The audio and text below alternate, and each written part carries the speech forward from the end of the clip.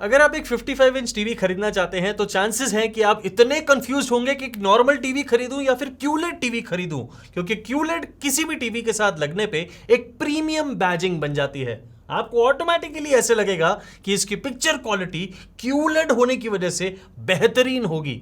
पर क्या एक्चुअली में ऐसा होता है? मेरा नाम है विनीत मल्होत्रा और आज मैं आपको इंडिया का सबसे बड़ा 55 इंच टीवीज का साइड बाय साइड कंपैरिजन दिखाने वाला हूं, जिसके बाद आप एक सही टीवी लेंगे। सही का मतलब सिर्फ ये नहीं कि सही ब्रांड का, सही का मतलब कि आप अपनी हार्ड एंड मनी से जो टीवी खरीदेंगे वो उतने पैसों में बेस्ट पिक्चर क्वालिटी देगा। यही मेरा वादा है आपसे और यही मेरा पैशन भी है। दोस्तों, इस वीडियो को बनाने के लिए लगभग हमने 30 टीवीज को खरीदा। अब इन 30 टीवीज को एक साथ आपको दिखाने के लिए मुझे एक स्टेडियम किराए पे लेना पड़ता, लेकिन वो तो मैं कर नहीं सकता। इसलिए मैंने उन 30 में से बहुत सारे टीवीज को आउट कर दिया इस कंपैरिजन से, क्योंकि उनकी पिक्चर क्वालिटी बाकियों के मुकाबले काफी हल्की थी और उन्हें मैं कंपैरिजन में डाल के ना अपना ना आपका टाइम वेस्ट कर सकता था। अब मैंने बहुत शॉर्टलिस्ट करने के बाद कुछ 10-12 टीवीज को आपको एक साथ दिखाने की सोची।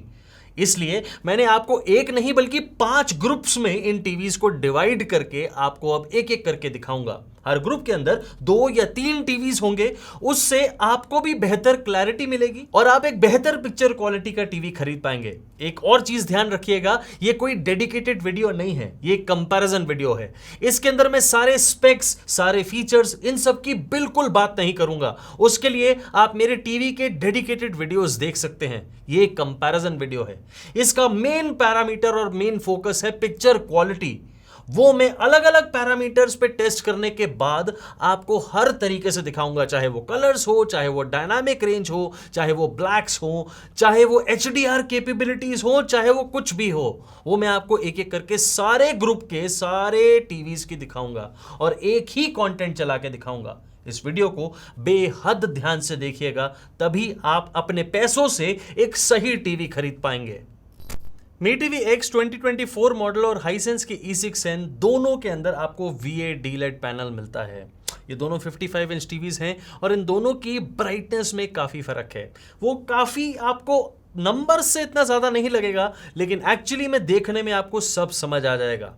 मी टीवी X में अप्रॉक्सीमेटली 330 निट्स की पीक HDR ब्राइटनेस है, जबकि हाइसेंस के E6N के अंदर लगभग 290 निट्स की। ये 40 निट्स की ब्राइटनेस का फर्क एक और चीज के साथ देखना चाहिए और वो है कलर सैचुरेशन। कलर्स को बहुत शानदार तरीके से मी टीवी X के अंदर सैचुरेट करा गया है और ऑप्टिमाइजेशन बहुत ज्यादा अच्छी है, जबकि हाइसेंस में ये बहुत ज्यादा अच्छी नहीं है। यहाँ सभी कलर्स बहुत ज्यादा ओवर सैचुरेटेड हैं और आप ये देख सकते हैं पिक्चर क्वालिटी के अंदर कि हाइसेंस में हर चीज बहुत ही ज्यादा डायनामिक और पंची लग रही है। आपको ऐसा लग रहा है कि जैसे कलर्स पॉप आउट होके बाहर आते हैं। स्किन टोन्स में इतनी ज्यादा विविडनेस आप कुछ देर तक देख सकते हैं, लेकिन बार बार हर रोज नहीं। और डायनामिक रेंज के अंदर भी Hisense loses badly, because me TV X 2024 model के अंदर डायनामिक रेंज को बेहद शानदार तरीके से इंप्रूव करा गया है। आप डार्कर एरियाज में डिटेल्स को नोटिस करिए, यहां पे इतनी ज्यादा डिटेल्स और हाइसेंस में ऑलमोस्ट नथिंग।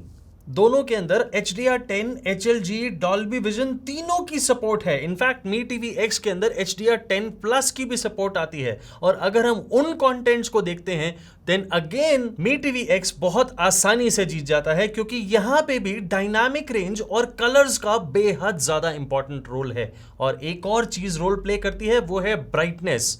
ब्राइटनेस 40 निट्स ज्यादा होने की वजह से आपको कलर्स में भी डिटेल्स दिखेंगी और डेप्थ बहुत शानदार दिखेगी। सिर्फ डॉल्बी विजन, HDR10 ये सब फॉर्मेट लिखे होने से स्पेक्स के अंदर आपको बेहतरीन पिक्चर क्वालिटी मिल जाएगी। QLED लिखे होने से क्या टीवी बहुत ज्यादा शानदार हो जाएगा? ये बिल्कुल सही बात नहीं है। मेरे हिसाब से हाइसेंस के E6N के 55 इंच मॉडल के अंदर at least I don't see that kind of premium picture quality. आप जब डॉल्बी विजन कंटेंट देखेंगे तो आपको वो कलर्स के अंदर रेंज नहीं दिखेगी, रेड्स में आपको वैरायटी नहीं दिखेगी, आप ब्लैक्स में भी शेड्स को ऑब्जर्व नहीं कर पाएंगे despite being a VA panel. 4000:1 की कॉन्ट्रास्ट रेशो होने के बावजूद भी आप वो मजा नहीं उठा पाएंगे इस VA पैनल का, जबकि मी टीवी X के अंदर वही सेम कंटेंट चलते हुए भी आप ज्यादा एंजॉय करेंगे। उनमें स्किन कलर की टोन्स जो है वो बहुत नेचुरल होंगी, उसमें आपको 90% DCI P3 रेशो मिलती है। नाउ ये एक बहुत बड़ा फर्क है। इन द कॉन्ट्रास्ट आप ये समझ सकते हैं कि 90% मी टीवी X में है तो हाइसेंस में इट इज क्लोज टू 77%। ये बहुत बड़ा फर्क है, बहुत ज्यादा ओवर सैचुरेशन करी गई है हाईसेंस में कलर्स की, जिसकी वजह से पिक्चर क्वालिटी बिल्कुल अच्छी नहीं है।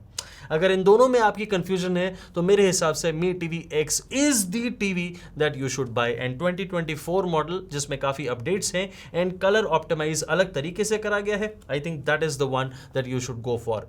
मैंने आपकी कन्वीनियंस के लिए मी टीवी X 2024 मॉडल और हाईसेंस के E6N दोनों के लिंक्स आपको डिस्क्रिप्शन बॉक्स और VM1 टीवी लिस्ट में भी दिए हैं, जाइए उन्हें चेक करिए। सैमसंग ने क्रिस्टल विविड और विविड प्रो तो लॉन्च 2024 में कर दिया, लेकिन LG ने UR7500 को 2023 में लॉन्च किया था और 2024 में कोई बदलाव नहीं करा गया। इसका मतलब क्या है? इसका मतलब कि उन्हें अपने टीवी पे इतना भरोसा है कि उसकी पिक्चर क्वालिटी बहुत ज़्यादा शानदार है। लेट्स सी, ये दोनों टीवीज अगर एक साथ रखे जाएं और एक ही टाइप का कंटेंट चलाया जाए तो बहुत ही ज़्यादा शानदार है। सैमसंग ने इस बार पूरी तरह से पैनल बदलते हुए आपको IPS डीलेड पैनल दिया है, जबकि LG के अंदर भी आपको ऑलरेडी एक IPS पैनल मिल रहा है 55 इंच साइज के अंदर। लेकिन ब्राइटनेस में दोनों टीवीज में बहुत फर्क है। सैमसंग में आपको 230 निट्स की ब्राइटनेस मिलती है, जबकि LG UR में आपको लगभग 300 निट्स की। लेकिन ये कमी आप इन दोनों टीवीज को देख के जज नहीं कर सकते। इसका कारण ये है कि दोनों ही टीवीज पीक कर सकते हैं 400 निट्स तक। ये एक तारीफ की बात है कि सैमसंग और LG दोनों ने अपने पैनल के अंदर बैकलाइटिंग की क्वालिटी बहुत ज्यादा अच्छी दी है, जिससे वो पीक बहुत ज्यादा रेंज तक कर सकते हैं, लगभग 400 निट्स तक। और जब भी पैनल में जरूरत होगी, जैसे आप देख सकते हैं इतने ब्राइट सीन्स में, आपको ब्राइटनेस की कमी बिल्कुल भी महसूस नहीं होगी। दोनों ही टीवीज के अंदर अपने अपने set of pros and cons हैं और किसी जगह सैमसंग बहुत ज्यादा अच्छा टीवी बन जाता है, लेकिन कुछ जगह वो बहुत खराब बनते हुए LG बहुत ज्यादा शानदार पिक्चर क्वालिटी दिखाने लगता है। और ये फर्क आता है कलर ऑप्टिमाइजेशन की वजह से। दोनों का कलर गैमेट बिल्कुल डिफरेंट है, जिसकी वजह से अलग अलग कलर्स को स्क्रीन पे दिखाते हुए किसी चीज में सैमसंग की बहुत ज्यादा स्ट्रेंथ है और कहीं पे LG की बहुत ज्यादा स्ट्रेंथ। डायनामिक रेंज के अंदर दोनों ही टीवीज मेरे हिसाब से बराबर पे हैं। डिटेल्स आपको सैमसंग और LG दोनों के अंदर दिखेंगी, लेकिन सीन टू सीन ये वेरी करती रहती हैं। अगर इन दोनों में से एक क्लियर विनर चुनना हो तो मेरे हिसाब से सैमसंग की पिक्चर क्वालिटी और उसकी डायनामिक रेंज थोड़ी सी कहीं कहीं जगह ज्यादा बेहतर है, लेकिन LG भी कहीं से पीछे नहीं है। LG का IPS panel is like amazing. आपको बहुत ज्यादा अच्छी कॉन्ट्रास्ट रेशो भी मिलती है 1100:1 की, और उसके बाद भी आप IPS पैनल से बहुत ज्यादा शानदार ब्लैक्स एक्सपेक्ट कर सकते हैं, because it's a LG panel. Colours क्योंकि डिफरेंट तरीके से ऑप्टिमाइज करे गए हैं, आपको सैमसंग में ब्लू बहुत ज्यादा ओवर सैचुरेटेड मिलेगा और LG के अंदर रेड और ग्रीन। दोनों ही टीवीज के अंदर HDR10 और HLG की सपोर्ट आपको देखने को मिलती है, लेकिन HDR10 के कंटेंट के अंदर सैमसंग हैज एन एज। यहां पे आपको HDR10 प्लस की भी सपोर्ट मिलती है। इसी वजह से सैमसंग में ज्यादा डिटेल्स आप ऑब्जर्व कर पाएंगे किसी भी HDR10 प्लस या HDR10 कंटेंट के अंदर। डॉल्बी विजन के कंटेंट में भी दोनों टीवीज अपनी अपनी स्ट्रेंथ और वीकनेसेस के साथ आते हैं, एंड मैं इन दोनों ही टीवीज को ऑलमोस्ट इक्वल रेट करता हूं। इन दोनों ही टीवीज के अंदर आपको अगर चूज करना हो तो बहुत मुश्किल काम है। दोनों के अंदर आपको IPS पैनल मिलेगा, दोनों की कॉन्ट्रास्ट रेशो अच्छी है, आपको दोनों में बहुत अच्छे ब्लैक्स और बहुत अच्छे कलर्स दोनों देखने को मिलेंगे। कुछ कुछ जगह सैमसंग बहुत ज़्यादा अच्छा है और कुछ कुछ जगह LG। इसलिए मैं ये कहूंगा कि आपको जिस भी टीवी का मन हो इन दोनों में से लेने को आप ले सकते हैं, क्योंकि इनकी पिक्चर क्वालिटी बेहद शानदार है। कनेक्टिविटी ऑप्शंस भी दोनों में बहुत अच्छी हैं। आप एक नॉर्मल कैजुअल गेमिंग करना चाहते हैं तो आपको दोनों ही टीवीज के अंदर HDMI 2.1 EARC पोर्ट मिलेगा, ऑटो लो लेटेंसी मोड मिलेगा, एंड किसी टाइप की और कोई कमी है नहीं। इसलिए दोनों के लिंक्स मैंने आपको डिस्क्रिप्शन बॉक्स और VM1 टीवी लिस्ट के अंदर दिए हैं, इन्हें जाइए और चेक करिए। एंड मेरे हिसाब से both are very very good. अगर मुझे एक क्लियर विनर चुनना हो इन दोनों में से, देन दिस ईयर आपको मैं विनर देता हूं Samsung crystal vivid pro TV. इसमें थोड़ी सी बेटर पिक्चर क्वालिटी है in comparison with LG, that's what I think. इस ग्रुप में थोड़ी सी कंफ्यूजन है क्योंकि इन तीनों टीवीज के अंदर पैनल सिमिलर नहीं है। हाइसेंस Q7N यानी टॉर्नेडो और मी एक्स प्रो क्यूलेट टीवी जो कि 2024 मॉडल क्यूलेट टीवी है Xiaomi का, उन दोनों के अंदर आपको VA डीलेड क्यूलेट पैनल मिलता है, लेकिन Realme take Life QLED TV के अंदर आपको IPS डीलेड क्यूलेट पैनल मिलेगा। ये दोनों के अंदर फर्क है ऑब्वियसली, क्योंकि कॉन्ट्रास्ट रेशो बिल्कुल डिफरेंट हो जाती है और कलर बहुत अलग तरीके से ऑप्टिमाइज करे गए हैं तीनों ही डिफरेंट टीवीज के अंदर। आप ये फर्क खुद देख सकते हैं कि Realme के कलर्स आपको सबसे ज्यादा अट्रैक्ट कर रहे होंगे इन तीनों टीवीज में से। लेकिन लेट मी टेल यू, मैं अपने ऑलरेडी रिव्यू के अंदर भी यही बता चुका हूं, ये इतने ज्यादा और इतने बेकार तरीके से सैचुरेटेड हैं कि आपको ये कलर आधे घंटे देखने के बाद ही परेशानी होने लगेगी। पर्टिकुलरली द रेड्स, ये बहुत ही ज्यादा ओवर सैचुरेटेड हैं। इसमें से सबसे ज्यादा बैलेंस्ड कलर है मी एक्स प्रो क्यूलेट टीवी का, जो कि आपको लगभग 90% की DCI P3 रेशो तो देता ही है, लेकिन स्किन टोन्स के अंदर और नॉर्मल कलर्स के अंदर अगर आप चाहे ब्लूज देखें, चाहे रेड्स, चाहे ग्रीन्स, इन सब के अंदर आपको बहुत ज्यादा natural, very close to natural colour profile देने की कोशिश करता है। जबकि हाइसेंस के अंदर बहुत ज्यादा ब्लू को ओवर सैचुरेट करा गया है, ब्राइटनेस 300 निट्स दी गई है, जिसकी वजह से आपको इल्यूजन तो होगा कि ब्राइटनेस बहुत ज्यादा है, लेकिन एक्चुअली में वो है नहीं। बैलेंस कलर प्रोफाइल आपको सिर्फ Xiaomi के अंदर ही मिलेगी, यानी Mi X Pro QLED के अंदर ही मिलेगी, जहां पे आपको डायनामिक रेंज भी बेहतरीन मिलेगी। आप खुद ऑब्जर्व करेंगे कि आपको डिटेल्स यहां पे ही दिख रही हैं, बाकी दो टीवीज के अंदर कम ज्यादा दिख रही हैं, लेकिन Xiaomi के Mi X Pro QLED के अंदर आपको बहुत अच्छी डिटेल्स दिखेंगी। Realme take Life QLED TV के अंदर आपको कलर्स इतने ज्यादा अलग तरीके से ऑप्टिमाइज करके दिए हैं कि वो आपको खराब तो लगते ही हैं, लेकिन आप पिक्चर क्वालिटी को शायद कुछ देर बाद बर्दाश्त भी नहीं कर पाएंगे। बैंडिंग आपको हर दूसरे सीन के अंदर दिखेगी, और चाहे वो बादल हो, चाहे वो बहुत ज्यादा ब्राइट सीन हो, आप वहां पे इजीली बैंडिंग को स्पॉट कर पाएंगे और आपको लगेगा कि कुछ गड़बड़ है इस टीवी की पिक्चर क्वालिटी में या पैनल में, एंड वो गड़बड़ कलर ऑप्टिमाइजेशन में है। तीनों ही टीवीज के अंदर आपको डॉल्बी विजन, HDR10 इन सब की सपोर्ट मिलती है, but does that really make any difference? हाँ, पेपर स्पेक्स में जरूर, लेकिन अगर आप देखेंगे बहुत ध्यान से और बहुत गौर से, तो आपको वही बैलेंस कलर और वही बहुत अच्छी dynamic range Mi X Pro QLED के अंदर ही मिलेगी। अगर सिर्फ पेपर स्पेक्स की बात करें तो Realme take Life QLED TV के अंदर आपको 370 निट्स की पीक HDR ब्राइटनेस मिलती है, मेरी ही खुद की टेस्ट करी हुई। लेकिन Mi X Pro QLED के अंदर आपको 310 निट्स की कम ब्राइटनेस, लेकिन उसके बाद भी बेहतर पिक्चर क्वालिटी। क्या फर्क है ये फर्क है कलर को ऑप्टिमाइज करने का। ये फर्क है बहुत शानदार तरीके से आपको डायनामिक रेंज देने का, जिससे 300 निट्स की ब्राइटनेस होने के बाद भी 400 निट्स तक पीक करने वाला ये Mi X Pro QLED TV आपको बहुत ज्यादा डिटेल्स दिखाएगा शैडोज में। आपको पिक्चर क्वालिटी में मजा इसलिए आएगा क्योंकि आपको चाहे वो स्किन टोन्स हो, चाहे वो नेचर के कलर्स हो, आपको वो बहुत बैलेंस दिखेंगे, आपकी आंखों को चुभेंगे नहीं। एंड यही चीज एक अच्छे QLED टीवी से आप एक्सपेक्ट कर सकते हैं इस पर्टिकुलर प्राइस रेंज में। इन तीनों टीवीज में से अगर आपको एक चुनना हो तो मेरे हिसाब से Mi X Pro QLED is the best TV out of these three. अगर आपको सेकंड ऑप्शन चुननी हो देन Hisense Q7N Tornado 4.0 आप ले सकते हैं, लेकिन Realme take life TV I think you should give it a skip. इन तीनों के लिंक्स आपको दे दिए हैं डिस्क्रिप्शन बॉक्स में भी और VM1 टीवी लिस्ट के अंदर भी, जाइए उन्हें चेक करिए और प्लीज़ मेरे एफिलिएट लिंक से लीजिएगा, क्योंकि उससे ही इतना ज़्यादा खर्चा और इतनी मेहनत करने के बाद आपको ऐसा कंटेंट दिखाने की मुझ में ताकत आ पाती है। I hope you understand that. इस ग्रुप के अंदर कंपटीशन थोड़ा इजी है क्योंकि दोनों QLED टीवीज के अंदर आपको V8 D-LED पैनल मिलता है, चाहे वो View Vibe टीवी हो जिसे मैंने थोड़े दिन पहले ही रिव्यू किया था, और चाहे वो TCL C61B हो जिसको भी मैंने थोड़े दिन पहले रिव्यू किया था। आप वो डिटेल्ड वीडियो बाद में देख सकते हैं, लेकिन अगर इन दोनों को साथ में रख के आप देखेंगे तो आपको दोनों की पिक्चर क्वालिटी में फर्क साफ नजर आ जाएगा। TCL की ओवरऑल पिक्चर क्वालिटी बेटर है in comparison with View Vibe, और उसका रीजन है only and only dynamic range. शायद मैं एक और चीज जोड़ सकता हूं और वो है शार्पनेस इन द पिक्चर।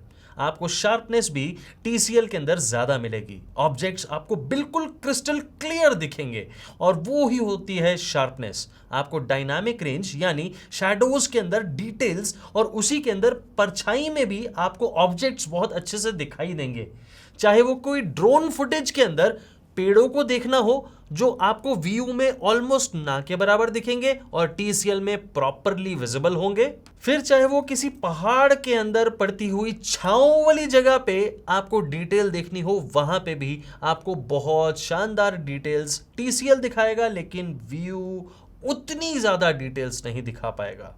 अगर कलर्स के बारे में बात करूं तो TCL के अंदर थोड़े सॉफ्टर कलर्स हैं, जबकि View के अंदर थोड़े पंची और विविड कलर्स। अब ये डिपेंड करता है आप पे कि आप पंची कलर्स पसंद करते हैं या सॉफ्टर, बट देखने में दोनों ही बुरे नहीं लगते। ऑब्वियसली सॉफ्ट कलर किसी को भी बुरे नहीं लगते, लेकिन View के जो पंची कलर्स हैं ये बिल्कुल भी बुरे नहीं लगते। आपको ऐसी ओवर सैचुरेशन पसंद आएगी, आपको थोड़ी पंची और विविड पिक्चर क्वालिटी अच्छी लगेगी। ये ओवर सैचुरेशन बहुत ज्यादा एक्सेसिव नहीं करी गई है, and that is the reason why आपको ये चीजें अच्छी लगने लगेंगी इस View Vibe टीवी के अंदर। बट अगर हमने साइड बाय साइड कंपेयर करके ही टीवी खरीदना हो, देन मैं शायद View Vibe नहीं, हमेशा TCL C61B QLED टीवी ही खरीदूंगा, क्योंकि ये सॉफ्टर कलर्स मुझे पिक्चर क्वालिटी के अंदर ज्यादा पसंद आएंगे बजाय पंची और विविड कलर्स के, जिन्हें मैं ओवर सैचुरेटेड कहता हूं। अगर HDR कंटेंट की बात करें तो HDR10+, HLG और Dolby Vision की सपोर्ट आपको TCL में मिलेगी, जबकि View Vibe के अंदर आपको सिर्फ HDR10 और HLG की सपोर्ट मिलेगी। But does that really make any difference? It does and it does not also, ये आपके ऊपर है। लेकिन अगर हम HDR10+ कंटेंट को TCL पे देखेंगे, then I would really love to see this again and again, और मुझे इस पिक्चर क्वालिटी में कोई कमी नहीं लग रही, क्योंकि ये इस बजट के अंदर आने वाला टीवी है, बहुत शानदार पिक्चर क्वालिटी दे रहा है। View Vibe में पंची कलर्स को मैं एंजॉय जरूर कर रहा हूं, लेकिन कंपेयर करूं तो TCL की पिक्चर क्वालिटी HDR कंटेंट में भी ज्यादा बेहतर है। And the same goes for Dolby Vision। मुझे डिटेल्स ज्यादा TCL के अंदर ही दिख रही हैं बजाय View Vibe के, और वो आप भी देख सकते हैं। कनेक्टिविटी ऑप्शंस के मामले में दोनों टीवीज बहुत अच्छे हैं, लेकिन आपको थोड़ी सी ज़्यादा बेटर कनेक्टिविटी ऑप्शंस TCL के अंदर मिलेंगी, बट View के अंदर आपको बेटर ऑडियो क्वालिटी मिलेगी। उसके अंदर एक इंटीग्रेटेड साउंड बार है जिससे आपको डायलॉग क्लैरिटी में बहुत मज़ा आएगा, एंड वो आपको चीज़ TCL में नहीं मिल सकती है। फॉर TCL आपको ये कह सकता हूँ कि आपको अगर सिनेमैटिक ऑडियो क्वालिटी चाहिए, देन आपको एक साउंड बार लगानी पड़ेगी, जो आपका शायद View में खर्चा बच जाए। डोंट एक्सपेक्ट कि बूम बूम बेस आपको मिलेगी, लेकिन ऑडियो क्वालिटी बहुत क्रिस्प और क्लियर होगी। All in all I can say कि View Vibe एक अच्छा टीवी है और आप उसे खरीद सकते हैं। इसमें पिक्चर क्वालिटी के मामले में कोई खराबी नहीं है, बट ये पंची पिक्चर क्वालिटी अगर आपको पसंद है, only then go for that. अगर आपको सॉफ्टर पिक्चर क्वालिटी पसंद है और आपको बहुत क्लोज टू नेचुरल प्रोफाइल देखनी है कलर्स की, एंड ब्राइटनेस भी आपको अच्छी चाहिए, and you need a good QLED TV, then TCL C61B I think is a better TV of the two। मैंने दोनों के लिंक्स आपको डिस्क्रिप्शन बॉक्स में दिए हैं और डिसीजन पूरा आपका है। मैं आपको सिर्फ साइड बाय साइड क्वालिटी दिखा सकता हूं, पिक्चर क्वालिटी। आपने डिसाइड करना है कि आपको पिक्चर क्वालिटी किस टीवी की अच्छी लग रही है। आपका जो डिसीजन है वो आप लीजिए। मैंने दोनों लिंक्स आपको डिस्क्रिप्शन बॉक्स में भी दिए हैं और BM1 टीवी लिस्ट में भी। प्लीज मेरे लिंक को यूज करिएगा। ये कंपटीशन मेरे लिए सबसे ज़्यादा आसान भी था और एक तरीके से देखूं तो सबसे ज़्यादा मुश्किल भी, क्योंकि सैमसंग का नया डायनामिक टीवी मैं कंपेयर कर रहा था इस रेंज के लीडर सोनी ब्राविया 2 के साथ। एंड सुनने में भी आपको अजीब लग रहा होगा, लेकिन एक्चुअली में ये दोनों बहुत अच्छे टीवी हैं। और दोनों अच्छे टीवीज को जब आप एक दूसरे के साथ भिड़ाते हैं, जबकि दोनों में आपको अच्छा आईपीएस पैनल मिलता हो, तो क्या होता है? पिक्चर क्वालिटी के मामले में दोनों बहुत ज़्यादा अच्छे टीवीज हैं। दोनों में ब्राइटनेस में लगभग 30 निट्स के आसपास का फर्क है, जो कि बहुत माइन्यूट है और आप उसे ऑब्जर्व नहीं कर पाएंगे इन दोनों पैनल्स में। दूसरे टीवीज के अंदर अगर 30 निट्स का फर्क हो तो वो बहुत बड़ा होता है, लेकिन सैमसंग और सोनी जैसे एस्टैब्लिश्ड और प्रीमियम ब्रांड्स के अंदर ये बहुत बड़ा फर्क नहीं है, क्योंकि कलर ऑप्टिमाइजेशन बहुत बड़ा रोल प्ले करती है, जो आप देख सकते हैं सोनी और सैमसंग में। आपको सैमसंग में ब्लू ओवर सैचुरेशन एकदम साफ दिखेगा, क्योंकि सैमसंग अपने टीवीज के अंदर एक ऑप्टिकल इल्यूजन देना चाहते हैं कि ब्राइट पैनल है वो, जबकि उसमें सिर्फ 275 निट्स की ब्राइटनेस है। और सोनी के अंदर आपको बहुत शानदार नेचुरल कलर प्रोफाइल देखने को मिलेगी, चाहे वो नेचर का ग्रीन हो वो भी आपको बहुत अच्छे से ऑप्टिमाइज्ड मिलेगा, चाहे वो रेड्स हो और चाहे वो ब्लू हो। वो किसी तरीके की बहुत ज़्यादा ओवर सैचुरेशन नहीं करते अपनी कलर ऑप्टिमाइजेशन में, ताकि आपको एक पिक्चर क्वालिटी अच्छी दिखाने का या नेचुरल दिखाने का एहसास हमेशा कराते रहें। And that is what you get. आप किसी भी टाइप के कंटेंट को देख लें, आप चाहे डायनामिक रेंज चेक कर लें, आपको सोनी से बेटर शायद इस रेंज में सैमसंग डायनामिक भी नहीं मिलेगा। ऐसा नहीं है कि सैमसंग क्रिस्टल डायनामिक बिल्कुल ही खराब टीवी है, वो भी बहुत अच्छा टीवी है और कहीं कहीं जगह वो सोनी से ज्यादा बेहतर पिक्चर क्वालिटी भी दिखा रहा है। कुछ शैडोज में सोनी के अंदर डिटेल्स मिसिंग हैं, जबकि सैमसंग में अवेलेबल हैं, और वो देख के हम भी उतने ही हैरान हुए जितने आप हो रहे होंगे शायद इस समय। लेकिन ये सिर्फ कुछ कलर्स के साथ है और कुछ ही सीन्स में आपको दिखने को मिलेगा, लेकिन अगर आप ओवरऑल देखेंगे then Sony is the leader of this segment and undoubted leader. दोनों की HDR फॉर्मेट्स की बात करूं तो HDR10 और HLG की सपोर्ट आपको सोनी ब्राविया 2 में मिलेगी, जबकि सैमसंग क्रिस्टल डायनामिक में आपको HDR10 प्लस की सपोर्ट मिलेगी HLG के साथ। एंड ये फर्क आप खुद देख सकते हैं। इसमें आपको कुछ खास फर्क दिख रहा है तो मुझे भी ज़रूर बताइएगा कमेंट सेक्शन के अंदर, लेकिन मुझे अच्छी पिक्चर क्वालिटी दूर से समझ में आ रही है। डॉल्बी विजन की सपोर्ट दोनों ही टीवीज में नहीं आती, और जब हमने डॉल्बी विजन कंटेंट चलाया then I was really happy with both the TVs. But Sony के अंदर जो आपको कलर की डिटेल्स दिखेगी, जो आपको पिक्चर क्वालिटी देख के मज़ा आएगा, जो आप मूवी को एंजॉय करेंगे, वो शायद मुझे सैमसंग में नहीं दिखा। और एक सबसे बड़ी बात, जितने भी ज़्यादा से ज़्यादा ब्राइट सीन्स होते हैं वहाँ पे सैमसंग अपनी एबिलिटी पिक्चर क्वालिटी के अंदर डिटेल्स दिखाने की पूरी तरह खो देता है। ये एक बहुत ज़रूरी पॉइंट है जो आपको शायद पता होना चाहिए, क्योंकि HDR10 प्लस एक ऐसा फॉर्मेट है जिसमें आप ब्राइटेस्ट से ब्राइटेस्ट सीन भी दिखा दें तो डिटेल्स लॉस नहीं होती, लेकिन ये सैमसंग डायनामिक टीवी अपनी डिटेल्स ही खो देता है। आपको सिर्फ लाइट दिखेगी, no details, and that is the sad part. But यहां पे सोनी विंस हैंड्स डाउन, आपको बहुत शानदार डिटेल्स दिखाएगा, आपको एक एक क्रिस्टल क्लियर डिटेल दिखेगी। एंड दैट इज वाई कुछ कमियां अगर कहीं पिक्चर क्वालिटी में हैं सोनी में, वो ओवरलुक करके आई थिंक इस सेगमेंट का विनर मेरे लिए सोनी ब्राविया 2 होता है, एंड अनडाउटेड विनर है, क्योंकि मैं शायद कोई और ऑप्शन सोचूंगा भी नहीं। जितने भी टीवीज इस प्राइस रेंज में आते हैं उनको जीतते हुए Sony Bravia 2 wins over every one of them. इन दोनों टीवीज के अंदर अगर आपको चुनना हो, मैं आपको ऑलरेडी बता चुका हूं Bravia 2 is the winner, but Samsung dynamic is also a very good TV. मैंने दोनों के लिंक्स आपको डिस्क्रिप्शन बॉक्स और VM1 टीवी लिस्ट में दिए हैं, जाइए उन्हें चेक करिए। मैं बता नहीं सकता कि कितनी मेहनत करी होगी हमने ऐसा कंटेंट आप तक लाने के लिए। मैंने कितने टीवीज खरीदे और कितनी मेहनत से उनको एक एक करके रिव्यू करके कंपेयर करके आप तक यहाँ तक लेके आया ये वाला वीडियो। ये कंपैरिजन वीडियो बनाने में हमें कितने सारे सिनेमाटोग्राफर्स की मदद लेनी पड़ी, I can't even tell you that. But आप में से कुछ लोग शायद ऐसे भी होंगे जो ये यकीन ही नहीं करते होंगे कि टीवीज़ को मैंने खुद खरीदा है। इनफैक्ट कुछ लोग तो ऐसे भी हैं जो मुझे एडवर्स कमेंट्स भी करते हैं, but I have developed a thick skin now. अब मैं उन सब चीज़ों को झेल लेता हूँ। आपको कैसा लगा ये वाला कंटेंट ज़रूर बताइएगा मुझे कमेंट सेक्शन में। मेरी सिर्फ एक ही कोशिश रहती है कि आप जब कोई भी प्रोडक्ट खरीदें तो बेस्ट खरीदें, पैसे मैं भी कमाना चाहता हूँ और मेरे भी खर्चे हैं, मैं भी स्टाफ को सैलरीज देता हूँ। इसीलिए आपको बार बार रिक्वेस्ट करता हूँ कि मेरे अफिलिएट लिंक को यूज़ करने पे आपका कोई नुकसान नहीं होगा, एक भी पैसा एक्स्ट्रा नहीं लगेगा, लेकिन इस चैनल की फाइनेंशियल मदद होगी जिससे मैं इस चैनल को चलाता हूँ। यही मेरा प्रोफेशन और यही मेरा पैशन भी है। Thank you very much.